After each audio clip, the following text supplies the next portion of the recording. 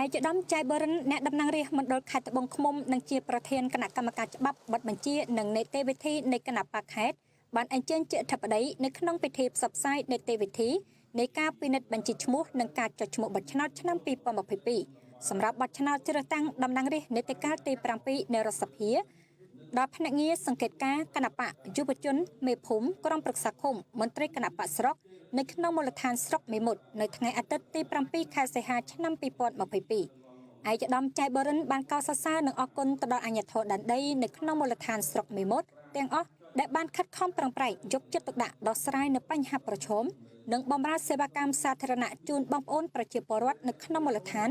ដែលមិនប្រកាន់និន្នាការនយោបាយសាសនាឬបកពួកក៏ដូចជាការរក្សាស្ថិរភាពនយោបាយធានាសន្តិសុខសណ្ដាប់ធ្នាប់សាធារណៈបានយ៉ាងល្អប្រសើរហើយបានអភិវឌ្ឍដោយជោគជ័យទៅលើគ្រប់វិស័យក្នុងមូលដ្ឋានភូមិឃុំរបស់ខ្លួនធ្វើឲ្យការលើកកម្ពស់ជីវភាពរស់នៅរបស់ប្រជាជនកាន់តែវិវត្តឈានឡើងឥតឈប់ឈរបង្កើនបាននូវជំនឿជឿជាក់ទៅលើការដឹកនាំរបស់គណបកប្រជាជនកម្ពុជាដែលមានសម្ដេចអគ្គមហាសេនាបតីតេជោហ៊ុនសែនជាប្រមុខជាស្ដែងគឺជោគជ័យនៃការបោះឆ្នោតជ្រើសរើសក្រុមប្រឹក្សាឃុំសង្កាត់អាណត្តិទី5នាពេលកន្លងមកឯកឧត្តមក៏បានធ្វើបទបង្ហាញពីនីតិវិធីនិងផ្សព្វផ្សាយនៅឯកសារចាំបាច់មួយចំនួនដែលពាក់ព័ន្ធទៅនឹងការចុះឈ្មោះនិងការពិនិត្យឈ្មោះបោះឆ្នោតជ្រើសតាំងតំណាងរាស្ត្រនីតិកាលទី7នៃរដ្ឋសភាដែលនឹងប្រព្រឹត្តទៅនៅថ្ងៃអាទិត្យទី23ខែកក្កដាឆ្នាំ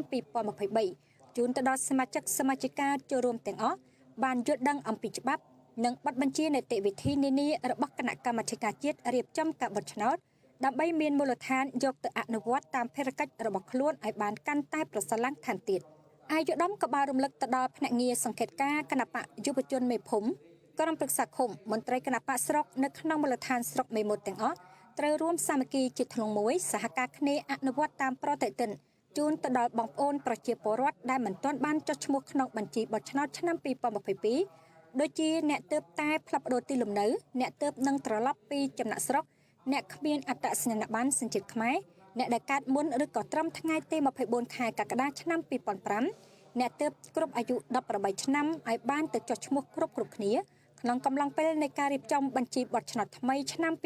2022ចាប់ផ្ដើមពីថ្ងៃទី10ខែសីហាឆ្នាំ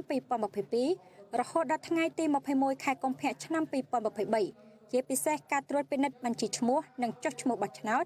មានរយៈពេល50ថ្ងៃចាប់ពីថ្ងៃទី20ខែតុលារហូតដល់ថ្ងៃទី8ខែធ្នូឆ្នាំ2022ហើយបើគ្មានឈ្មោះក្នុងបញ្ជីបោះឆ្នោតនោះមានន័យថាបងប្អូនមិនអាចបោះឆ្នោតបានទេដូច្នេះប្រជាពលរដ្ឋត្រូវតែបំពេញកាតព្វកិច្ចចុះឈ្មោះពិនិត្យបញ្ជីឈ្មោះនិងការផ្ទៀងផ្ទាត់ឈ្មោះក្នុងបញ្ជីបោះឆ្នោតឆ្នាំ2022ឲ្យបានតាមប្រតិទិនរបស់កជប